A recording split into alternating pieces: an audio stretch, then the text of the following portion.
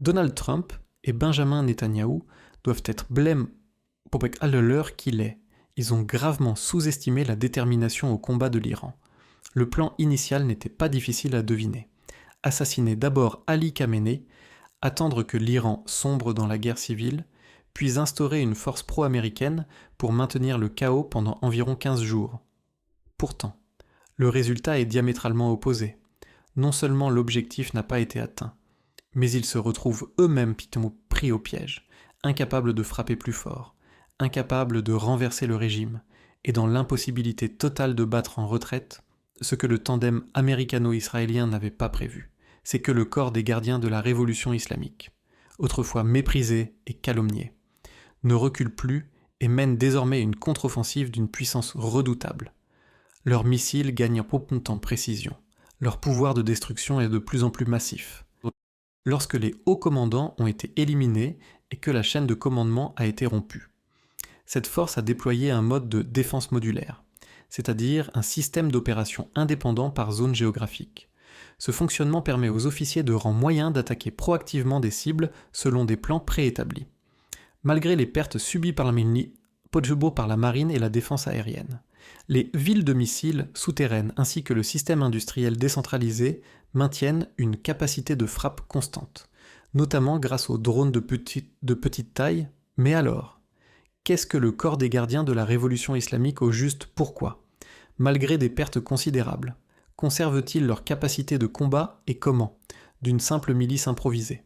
Sont-ils devenus la gigantesque machine militaire, politique et économique que nous connaissons aujourd'hui? Pour répondre à cette question, il faut remonter 47 ans en arrière. Au printemps de l'année 1979, l'Iran a connu une métamorphose totale.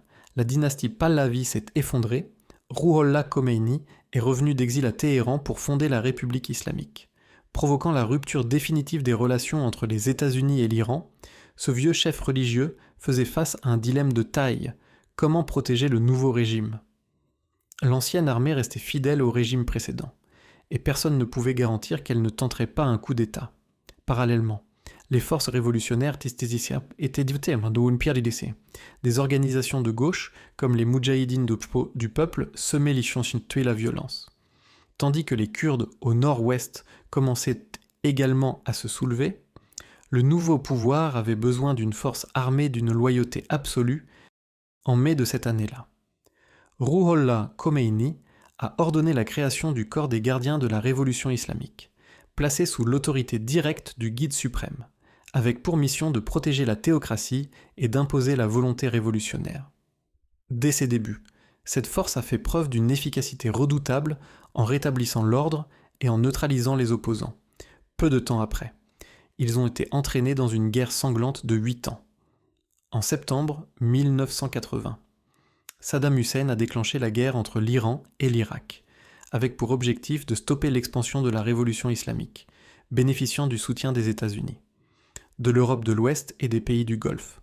L'Iran naissant semblait condamné à l'asphyxie dès le départ, durant les 2 premières années. Ses forces manquèrent d'entraînement et d'équipements lourds face à l'armée mécanisée d'élite de l'Irak. Ils ont dû s'appuyer sur le nombre et sur l'esprit de sacrifice. Des dizaines de milliers de miliciens bassidjis ont été envoyés au front, utilisant parfois leur propre corps pour traverser les champs de mines et affronter directement la puissance de feu ennemie, sur environ 500 000 Iraniens tués. Les forces bassidjis représentaient en formant une part immense. Pourtant, cet esprit de combat jusqu'à la mort a permis à l'Iran de gagner un temps précieux. À partir de 1982, l'Iran a lancé sa contre-offensive, infligeant de lourdes pertes à l'armée irakienne et déplaçant le conflit sur le territoire ennemi. L'affrontement a duré encore 6 ans jusqu'à l'épuisement total des deux camps et la signature d'un cessez-le-feu en 1988. Bien que l'Iran n'ait pas remporté de victoire décisive, le corps des gardiens de la révolution islamique a achevé sa métamorphose, d'une milice levée à la hâte. Il est devenu un corps d'armée moderne doté de toutes les branches militaires. Ce conflit a également forgé une génération de commandants d'élite qui ont façonné la doctrine politique et militaire de l'Iran pour les décennies Rashomonies à suivre. Plus important encore, les valeurs de combat acquises durant cette guerre restent le pilier de cette force. C'est ce qui explique pourquoi, dans le conflit actuel, malgré des pertes considérables. Il ne s'effondre pas. Une fois la guerre entre l'Iran va l'Irak terminée, le corps des gardiens de la révolution islamique a entamé une phase d'expansion fulgurante, à la différence de nombreux autres pays. L'Iran opère selon un mécanisme de pouvoir à deux niveaux, en apparence. On trouve un système présidentiel, un parlement va à un cabinet ministériel, semblable à un État démocratique classique. Cependant, au-dessus de cette structure se trouve le système théocratique dirigé par Ali Khamenei. Selon la constitution iranienne, le guide suprême détient presque le pouvoir de décision finale sur toutes les questions cruciales, tout en occupant le rôle de commandant en chef des forces armées, le véritable centre du pouvoir de la nation. Par conséquent, le corps des gardiens ne rend pas de compte au président, mais voue une loyauté directe va absolue au guide suprême, quel que soit le changement de gouvernement élu, qu'il soit réformateur ou conservateur. Cette structure de pouvoir demeure immuable. Aujourd'hui, le corps des gardiens de la révolution islamique se compose de plusieurs branches, l'armée de terre, la marine, la force aérospatiale, la milice des Bassidji va la force d'élite Al-Quds parmi elles. L'armée de terre est la plus nombreuse, comptant environ 150 000 soldats depuis l'année 2007, afin d'empêcher un scénario où les États-Unis détruiraient rapidement le système de commandement, comme ils l'avaient fait avec Saddam Hussein. Les gardiens appliquent la doctrine de la défense en un temps, la défense en mosaïque. Un modèle décentralisé, le pays est divisé en 30 et une zone de défense provinciale, auquel s'ajoute Téhéran. Cette disposition garantit que même si le centre de commandement est paralysé, les forces locales peuvent continuer à opérer de manière indépendante, entraînant l'adversaire dans une guerre totale va prolonger. Dans le domaine naval, les gardiens sont responsables de la zone du golfe Persique va du détroit d'Ormuz, où ils appliquent la tactique de la meute de loup. Ils ne s'appuient pas sur de grands navires de guerre, mais utilisent une multitude de vedettes rapides armées de missiles pour mener des attaques collectives. Cette approche permet de minimiser les coûts tout en maximisant l'efficacité. Par ailleurs, une option moins utilisée, mais extrêmement dangereuse, demeure le mouillage de mines marines. Bien que les États-Unis aient affirmé avoir détruit une grande partie de la flotte iranienne, les routes maritimes traversant le détroit d'Ormuz sont constamment menacées, selon les statistiques du journal The New York Times. Depuis le début du conflit, de nombreux navires commerciaux ont été attaqués dans la région du Golfe. L'armée de l'air traditionnelle de l'Iran s'est affaiblie en raison d'un embargo technologique prolongé. Cependant, la force aérospatiale des gardiens s'est développée selon une voie spécifique, centrée sur les missiles. Ils possèdent l'arsenal de missiles balistiques le plus diversifié, le plus vaste du Moyen-Orient, allant de la gamme Fateh jusqu'au système capable d'atteindre Israël. Ces armements sont devenus le pilier de la dissuasion stratégique de l'Iran. En parallèle, les drones de petite taille font preuve d'une efficacité inattendue dans la guerre asymétrique, forçant l'adversaire à gaspiller une quantité massive de munitions d'interception, contrairement aux forces régulières. La milice des Bassidji est présente partout où joue le rôle d'arrière-garde stratégique. Cette force dispose d'environ 200 000 membres permanents répartis dans des centaines d'unités locales, auxquelles s'ajoutent des millions de réservistes mobilisables en cas de besoin. Enfin, la force Al-Quds est la branche la plus mystérieuse, la plus influente, avec un effectif allant de 5 000 à 10 000 hommes. Elle est chargée des opérations à l'étranger. Son nom, Quds, qui signifie Jérusalem, reflète son objectif stratégique à long terme. Cette force participe rarement à des combats directs de grande envergure. Mais son empreinte la plus marquante réside dans la construction de l'axe de la résistance à travers tout le Moyen-Orient, selon l'idéologie de Rouhollah Khomeini. Israël est la cible centrale, tandis que les États-Unis sont le grand Satan. C'est cette orientation qui a propulsé un réseau d'influence dépassant les frontières. Les langues les ethnies. Au Liban, le Hezbollah constitue la première perle de cette chaîne d'alliance. La puissance réelle de l'Iran, après la perte de Qassem Soleimani, n'est plus ce qu'elle était autrefois. Le Hezbollah le Hamas sont la cible des attaques des États-Unis d'Israël. La Syrie a désormais basculé vers un gouvernement pro-américain. L'Iran lui-même est actuellement plongé dans la guerre, bien que Washington n'ait pas remporté de victoire totale. L'Iran a dû payer un prix extrêmement lourd et il est clair que le chemin qui s'ouvre devant l'axe de la résistance ne sera en rien facile. Sur le plan économique, le corps des gardiens de la Révolution n'est pas seulement redoutable au combat, il est aussi extrêmement habile en affaires. En 1989, après la guerre entre l'Iran et l'Irak, le pays était presque en ruine. Le dirigeant Ali Khamenei.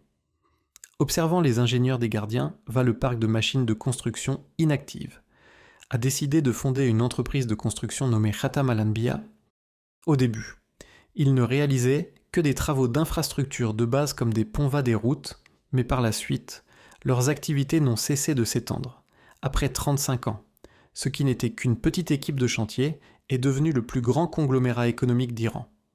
Possédant 812 entreprises, devant plus de 1700 contrats avec le gouvernement, dont beaucoup sont évalués à des centaines de millions de dollars américains. En 2009, les gardiens de la Révolution ont racheté la plus grande compagnie pétrolière privée d'Iran, Oriental Oil, pour 90 millions de dollars la même année. Ils ont acquis plus de la moitié des parts de la société de télécommunications d'Iran. À ce stade, on peut dire qu'ils font la pluie va le beau temps, contrôlant les mécanismes vitaux de l'économie nationale. Les pays occidentaux imposent continuellement des sanctions à l'Iran, avec pour objectif principal d'asphyxier le pouvoir économique des gardiens. Quel en est le résultat ? Non seulement les sanctions n'ont pas réussi à vaincre cette force, mais elles ont au contraire contribué à consolider leur position de monopole. La raison en est simple, lorsque les canaux commerciaux officiels ne peuvent plus fonctionner, ils se tournent vers d'autres voies. Les gardiens contrôlent d'une main de fer l'économie du marché noir. De nombreux ports maritimes se situent en dehors du système douanier officiel. Les marchandises entrent, sortent à leur guise. Des appareils électroniques aux produits de luxe. En passant par les composants mécaniques va le pétrole. Tant qu'il y a un acheteur, tout est source de profit. On estime que ce réseau de l'économie grise fait circuler chaque année des marchandises d'une valeur de plusieurs dizaines de milliards de dollars américains. Les gardiens s'enrichissent. Mais la vie du peuple iranien n'est pas la même.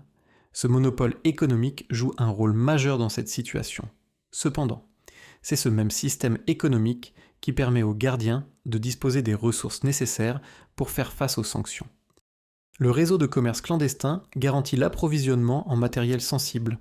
Parallèlement, ils jouissent d'une indépendance financière totale, ne dépendant plus du budget du gouvernement en 2016. Lorsque les États-Unis ont soudainement durci les mesures économiques, l'économie officielle de l'Iran a subi des pertes massives, mais le corps des gardiens, grâce à sa fortune accumulée pendant des années, va à sa chaîne d'approvisionnement indépendante, a maintenu sa capacité opérationnelle. Ce système est un fardeau pour la population. Mais pour les gardiens, il constitue une bouée de sauvetage lors des moments décisifs, pour en revenir au champ de bataille actuel. Le Pentagone a déployé presque tout ce qu'il pouvait. Pourtant, ce qu'ils reçoivent en retour n'est rien d'autre que les gifles de la réalité. Chaque bombe qui tombe sur le sol iranien ne fait que souder une fois de plus le peuple dans une solidarité suprême. En conclusion, le corps des gardiens de la révolution islamique ne se contente pas de défendre des frontières, il est devenu l'architecture même de la survie de l'Iran, un véritable État dans l'État, capable de transformer chaque pression extérieure en un nouveau levier de puissance, qu'il soit militaire ou économique. Face à une telle résilience, les stratégies classiques de Washington, de Tel Aviv, semblent aujourd'hui atteindre leurs limites. La suite de ce bras de fer mondial ne se jouera pas seulement sur le champ de bataille, mais dans les méandres de l'économie grise, dans la solidité de cet axe de la résistance. Et vous, qu'en pensez-vous ? L'Iran peut-il tenir indéfiniment face à cette pression totale ? Ou assistons-nous aux derniers instants d'un système à bout de souffle ? Partagez votre analyse avec nous dans les commentaires. Nous lisons chacun de vos messages. Si cette immersion au cœur de la géopolitique mondiale vous a éclairé, n'oubliez pas de soutenir notre travail en laissant un pouce bleu en partageant cette vidéo. Abonnez-vous à la chaîne activez la cloche des notifications pour ne manquer aucun de nos prochains dossiers. Merci de votre fidélité. C'était votre analyse sur le monde décrypté. À très bientôt pour un nouveau décryptage des enjeux de notre monde.